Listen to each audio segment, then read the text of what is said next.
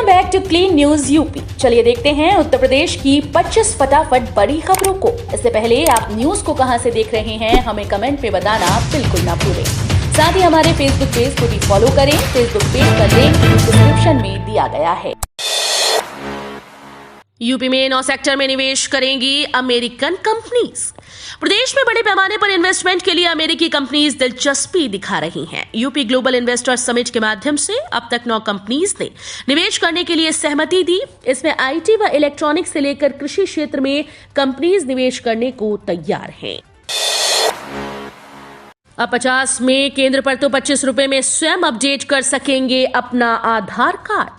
10 वर्ष या उससे अधिक समय पहले बने आधार कार्ड के अपडेशन को लेकर भारतीय विशिष्ट पहचान प्राधिकरण क्षेत्रीय कार्यालय ने अभियान शुरू करने की तैयारी की है।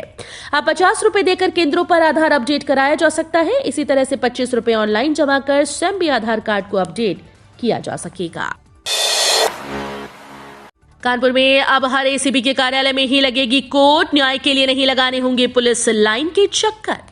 कमिश्नरेट पुलिसिंग में पुलिस अधिकारियों को मजिस्ट्रेट की शक्तियां मिली हुई हैं। जब तक कमिश्नरेट का कार्यक्षेत्र केवल महानगर में था तब तक पुलिस लाइन में कोर्ट लगती रही, मगर कानपुर आउटर के रूप में ग्रामीण क्षेत्र शामिल होने के बाद पुलिस कोर्ट की व्यवस्था में बदलाव होने जा रहा है। अब हर एसीपी अपने कार्यालय में ही कोर्ट लगाएगा। ये इसलिए ताकि ग्रामीणों को मुख्यालय तक आने जाने की समस्या का सामना न करना पड़े। पुलिस आयुक्त के मुताबिक आने वाले 15 दिनों में नई व्यवस्था के साथ कोर्ट का कामकाज शुरू हो जाएगा। सीमेंट कंक्रीट से बनेगी जल भराव वाली ग्रामीण सड़कें। खर्च होंगे 42 करोड़ रुपए। गांव की आबादी में जल भराव से अक्सर टूटने वाली सड़कों को बेहतर बनाने के लिए वहां पर अब सीमेंट व कंक्रीट से रोड का निर्माण कराया जाएगा। शासन ने 74.29 किलोमीटर लंबे सीसी रोड के निर्माण की स्वीकृति दी है। इस पर 42.31 करोड़ खर्च होंगे। लोक निर्माण विभाग ने इसका टेंडर जारी कर दिया, लेकिन ठेकेदारों के कार्य बहिष्कार के कारण अभी निविदा नहीं डाली जा रही। जनपद के ग्रामीण क्षेत्रों में बनने वाली सड़कों की आबादी भाग में जल भराव के कारण अक्सर सड़कें टूट जाती हैं। उच्च शिक्षा नीति लाएगी सरकार। हर जिले में खुलेंगे नए संस्थान। उत्तर प्रदेश में उच्च शिक्षा को आधुनिक व रोजगार परक बनाने के लिए उसका विस्तार किया जाएगा। इसके लिए सरकार उच्च शिक्षा नीति लाएगी। इसमें निजी निवेशकों को आकर्षित करने के लिए तमाम सुविधाएं दी जाएंगी, जिससे पिछड़े व असेवित क्षेत्रों के साथ ही हर जिले में उच्च शिक्षण संस्थान खुलेंगे और विद्यार्थियों को रोजगार के विकल्प भी बढ़ेंगे। रोगियों की दवा बाजार में बेचने वालों पर सख्त कार्रवाई होगी। किंग्स जॉर्ज मेडिकल यूनिवर्सिटी में मरीजों के हक की दवा बाजार में बेचने के मामले में जिम्मेदारों के खिलाफ सख्त कार्रवाई होगी। मामले का संज्ञान लेते हुए उप मुख्यमंत्री ब्रजेश पाठक ने केजीएमयू प्रशासन को निर्देश दिया कि सप्ताह भर में मामले की जांच कर रिपोर्ट दी जाए। स्पेशल टास्क फोर्स ने 2 दिन पहले केजीएमयू में हॉस्पिटल रिवॉल्विंग फंड से मिलने वाली सस्ती दवा के बाजार में बिक्री होने का खुलासा किया है। इस मामले में केजीएमयू व एसटीएफ जांच कर रही है। किसी गोदाम पर नहीं मिली खाद। गोरखपुर जिले में रैक का हो रहा इंतजार। गोरखपुर जिले में डीएपी खाद की किल्लत बरकरार है। ऐसे में किसी होलसेलर ने खाद डंप तो नहीं की। इसकी जांच के लिए लखनऊ से डिप्टी डायरेक्टर रैंक के एक अधिकारी आरके सिंह ने आकर गोदामों का निरीक्षण किया। उनके निरीक्षण में किसी भी स्टॉकिस्ट के वहां डीएपी खाद नहीं मिली। जिले में डीएपी खाद के रैक का कृषि विभाग के अधिकारी इंतजार कर रहे हैं। जिला कृषि अधिकारी देवेंद्र प्रताप सिंह ने बताया कि डिप्टी डायरेक्टर रैंक के अधिकारी आरके सिंह ने गोरखपुर आकर खाद के स्टॉकिस्ट के गोदामों का निरीक्षण किया है। भूमि अधिग्रहण को लेकर किसानों और एडी अफसरों में तकरार। आगरा के इनर रिंग रोड के लैंड पार्सल और तीसरे चरण के लिए अधिग्रहित जमीन के संबंध में किसानों की एडी अफसरों के साथ बैठक बेनतीजा रही। तनातनी होने से एडीओ उपाध्यक्ष व सचिव बैठक को बीच में ही छोड़कर चले गए। गुस्साए किसानों ने भी नारे लगाते हुए बहिष्कार कर दिया। इसके बाद कलेक्ट्रेट में प्रदर्शन करते हुए बेमियादी धरने पर बैठ गए। किसानों ने एडी अफसरों पर धोखाधड़ी का आरोप लगाया है। कम छात्र वाले माध्यमिक स्कूल से दूसरी जगह भेजे जाएंगे शिक्षक। ऐसे सरकारी माध्यमिक स्कूल जहां विद्यार्थियों की संख्या के अनुसार शिक्षकों की नए सिरे से तैनाती की जाएगी। ऐसे स्कूल जहां विद्यार्थियों की संख्या तो कम है लेकिन शिक्षक ज्यादा हैं, वहां से शिक्षक दूसरे अधिक छात्र संख्या वाले स्कूल्स में भेजे जाएंगे। शासन ने सभी स्कूल से छात्र संख्या और शिक्षकों का ब्यौरा मांगा। 10 दिनों के अंदर सभी स्कूल अपने अपने यहां तैनात शिक्षक और छात्रों की संख्या माध्यमिक शिक्षा निदेशालय भेजेंगे। पुलिस कमिश्नर प्रणाली लागू करने की अधिसूचना जारी, जल्द होगी आयुक्तों की तैनाती। आगरा, गाजियाबाद, प्रयागराज में पुलिस कमिश्नर प्रणाली लागू किए जाने के प्रस्ताव को कैबिनेट की मंजूरी मिलने के अगले ही दिन शनिवार को इसकी अधिसूचना जारी कर दी गई। इसके साथ ही तीनों शहरों में पुलिस आयुक्त व अन्य अधिकारियों की तैनाती को लेकर मंथन तेज हो गया। पुलिस विभाग में तबादलों की सूची जल्द जारी होगी। सोनवा रेंज के अलावा कुछ जिलों में भी बदलाव को लेकर चर्चा है। लखनऊ के सुंदरीकरण का रोड मैप तैयार। शहर की खूबसूरती में चार चांद लगाने के लिए लखनऊ विकास प्राधिकरण ने अपनी ओर से प्रयास तेज कर दिए। इसी क्रम में लवेप्रा उपाध्यक्ष डॉक्टर इंद्रमणि त्रिपाठी ने वास्तुविदों के साथ बैठक करके हजरतगंज की तर्ज पर कैसरबाग चौराहे पर भी जल्द ही बिल्डिंग्स और साइनेज बोर्ड के लिए कॉमन कलर कोड व्यवस्था लागू करने के निर्देश दिए। चौराहों पर स्थित सभी भवन व साइनेज बोर्ड एक ही रंग और रूप में नजर आएंगे। लखनऊ कानपुर गाजियाबाद मेयर सीट हो सकती है अनारक्षित। यूपी में निकाय चुनाव की अधिसूचना से पहले सीट्स के आरक्षण की प्रक्रिया पर मंथन का दौर शुरू हो गया। मेयर और चेयरमैन की सीट्स का आरक्षण चक्रानुक्रम व्यवस्था के आधार पर होना है। इस हिसाब से मेयर सीट्स का आरक्षण होने पर लखनऊ, कानपुर, गाजियाबाद की सीट अनारक्षित होने की संभावना जताई जा रही है। प्रदेश में निकाय चुनाव को लेकर वार्ड आरक्षण की प्रक्रिया लगभग पूरी हो चुकी है। सीट्स के आरक्षण की प्रक्रिया शुरू कर दी गई है। अभी तक जो फॉर्मूला तय किया गया है उसके आधार पर सीट्स का आरक्षण इस बार चक्रानुक्रम पर किया जाना है। बिजली अभियंता 29 को करेंगे कार्य बहिष्कार। उत्तर प्रदेश राज्य विद्युत परिषद अभियंता संघ ने आज रविवार को फील्ड हॉस्टल में बैठक बुलाई है। संगठन के अध्यक्ष राजीव सिंह ने बताया कि 29 नवंबर से प्रारंभ होने वाले अनिश्चितकालीन कार्य बहिष्कार के मद्देनजर कई महत्वपूर्ण फैसले लिए जाएंगे। अभियंताओं की वर्षों से लंबित समस्याओं पर भी विचार विमर्श होगा। प्रदेश के ऊर्जा मंत्री से ऊर्जा निगमों में चल रहे टकराव को समाप्त करने के लिए अपील की जाएगी। रेलवे ने 3 महीने के लिए रद्द कर दी हमसफर एक्सप्रेस समेत ये 46 ट्रेन। आगामी दिनों में पड़ने वाले कोहरे के मद्देनजर भारतीय रेलवे लगातार सतर्कता बरत रहा है। सर्दियों में कोहरे के चलते ट्रेन के परिचालन में होने वाली दिक्कत को देखते हुए ट्रेन के परिचालन को नियंत्रित भी कर रहा है। इसी क्रम में पूर्वोत्तर रेलवे के अधिकार क्षेत्र से होकर चलने वाली 46 ट्रेन को दिसंबर 2022 से फरवरी 2023 तक के बीच अलग अलग तारीखों में निरस्त करने का फैसला रेलवे के द्वारा किया गया है।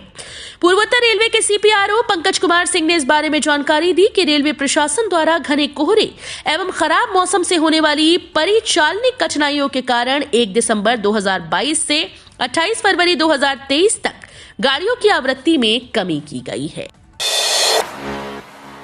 राकेश टिकैत का आह्वान, बड़ी लड़ाई की तैयारी करो, ट्रैक्टर ट्विटर दोनों चलाना सीखो।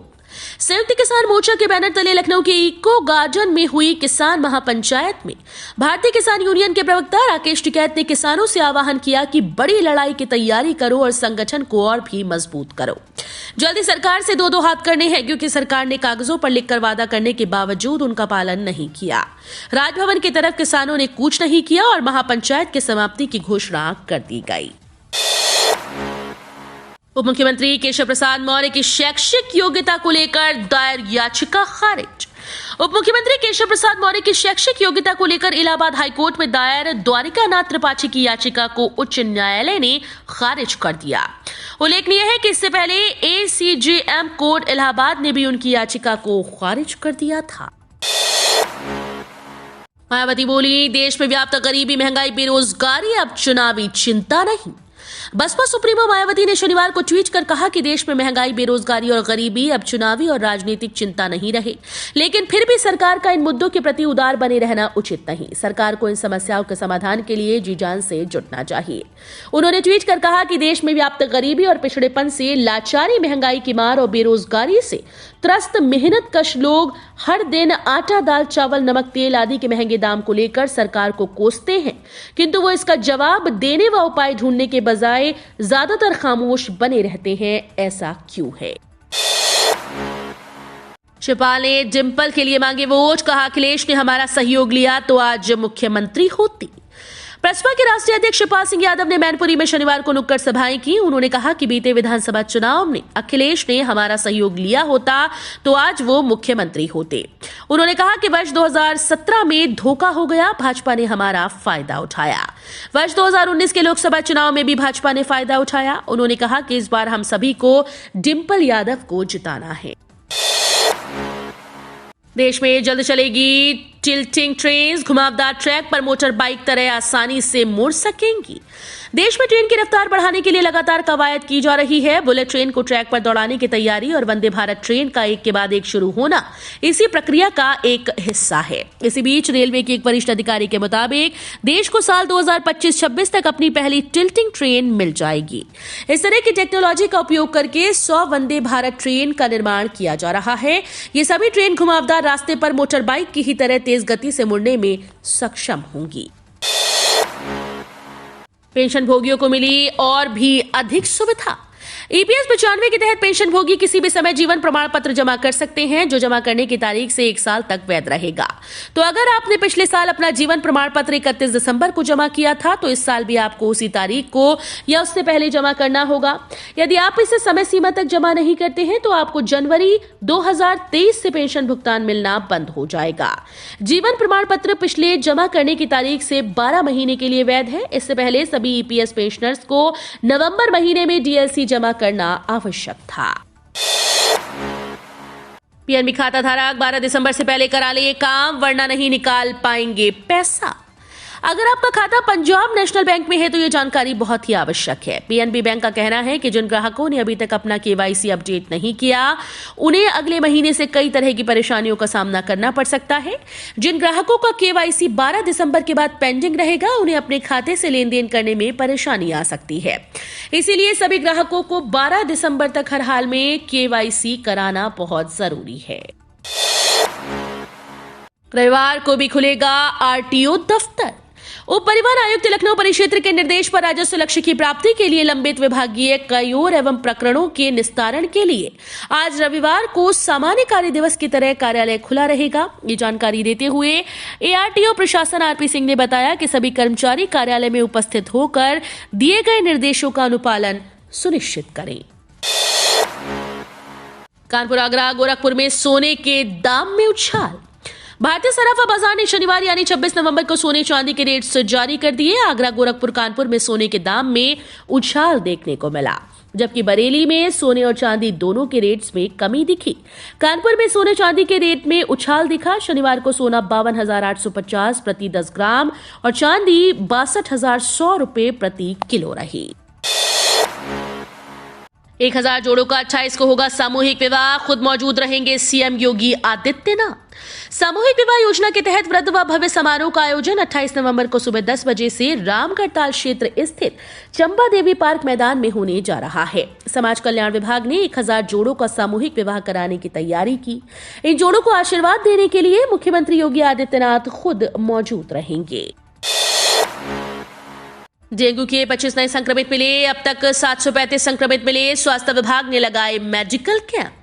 कानपुर में डेंगू संक्रमण का फैलाव जारी है। डेंगू के 25 नए संक्रमित मिले, इसमें नगर के 12 और तेहरा दूसरे जिलों के हैं। रोगियों का इलाज निजी और सरकारी अस्पतालों में चल रहा है। GSVM मेडिकल कॉलेज की लैब ने 2 और उर्सला की लैब ने 23 संक्रमितों की रिपोर्ट दी है। दोनों लैब में कुल 175 सैंपल की जांच की गई थी। डेंगू पॉजिटिविटी रेट 14.29% है। ACMO संचारी रोग डॉक्टर RN सिंह ने बताया कि नगर में डेंगू सक्रिय मरीज 143 हैं। जनवरी से अब तक डेंगू के कुल 735 संक्रमित मिले, इसमें 538 नगरीय और 197 ग्रामीण इलाकों की हैं। तो ये थी आज की 25 फटाफट बड़ी खबरें। अगर आपको न्यूज पसंद आई हो तो वीडियो को लाइक और शेयर जरूर करें। धन्यवाद।